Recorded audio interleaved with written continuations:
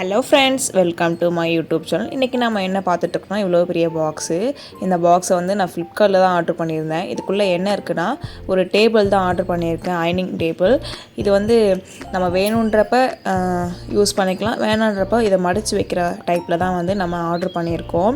Iron பண்ணுறதுக்கு, கொஞ்சம் things வைக்கிறதுக்கு, அது மாதிரி எல்லாமே இது யூஸ் ஆகும். நம்ம ரைட்டிங் போர்டாக கூட நம்ம யூஸ் பண்ணிக்கலாம். பேக்கிங் வந்து ஒரே ஒரு கார்ட்போர்ட், அதுக்கப்புறம் ஒரு 4 பக்கமும் அந்த ஸ்பான்ஸ் மாதிரி வச்சு கொடுத்துருந்தாங்க. இதுதான் ஃபுல் ரிவ்யூ.